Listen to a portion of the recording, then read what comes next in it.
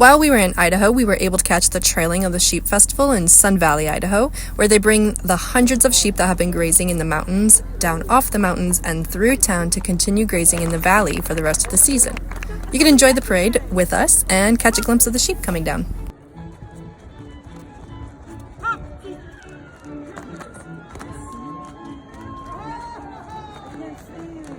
From Chicago, back with us again. Big round of applause for this group.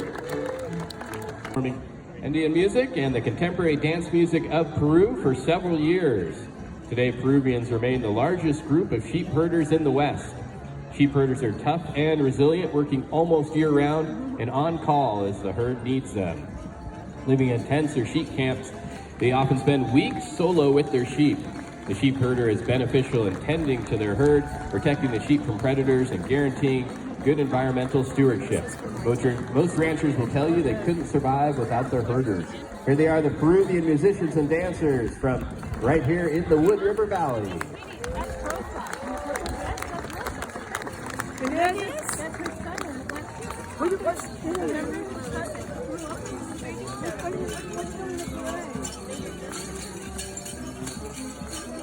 What she told you?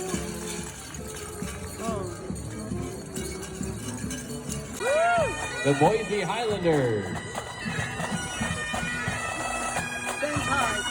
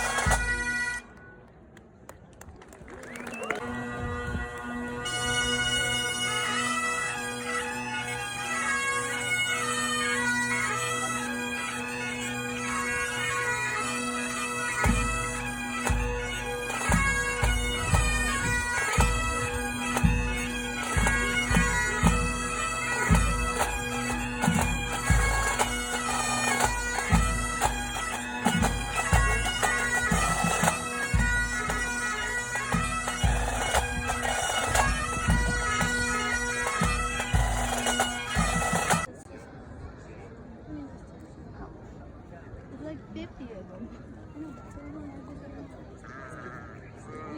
A bunch of them.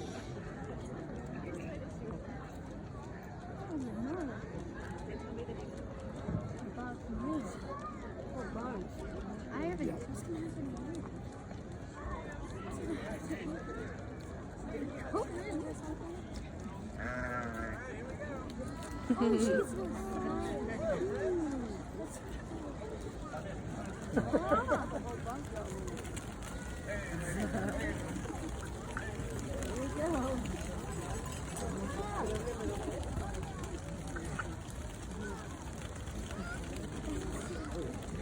Oh, did you not see that one?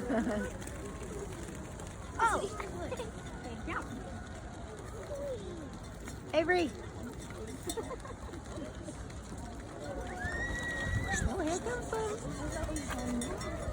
Oh, I can read.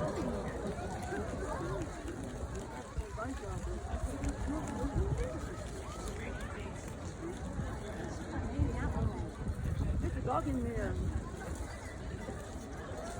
Oh, there's a black one.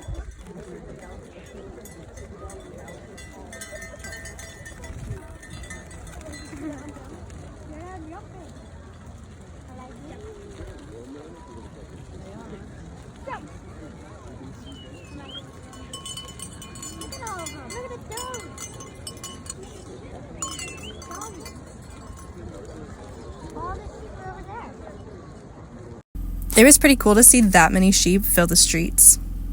We then made our way to Evel Knievel's jump at Snake River. This was his most daring and final jump that he ever did, which was actually unsuccessful. He did not make it because of a premature deployment of his parachute, but it was interesting to see how far that he was trying to attempt to jump. We then went to take a look at the Niagara Falls of Idaho, the Shoshone Falls, but as you can see, they were a little dried up, so a little less impressive, but still cool nonetheless. During our drive, we came across Balancing Rock, which was kind of cool to see. I hiked to the top to get a different view of Balancing Rock and to see the view from up there. That is crazy impressive how it balances like that.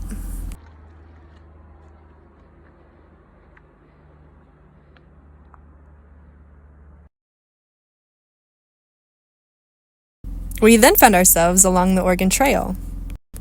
And from this overlook, you could kind of get an idea of where the Oregon Trail passed through and see some reminiscent grooves in the ground that were left from the Oregon Trail. We visited the museum and saw this replica of a covered wagon that they would have used.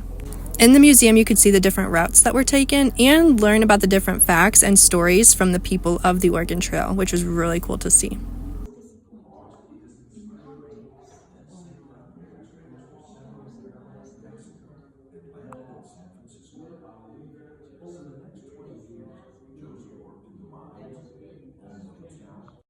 There's also the Oregon Trail backcountry byway that you could take to see all the different sites, which we took for a few of them, but some of the roads were quite rough to pass, so we didn't make it all the way through.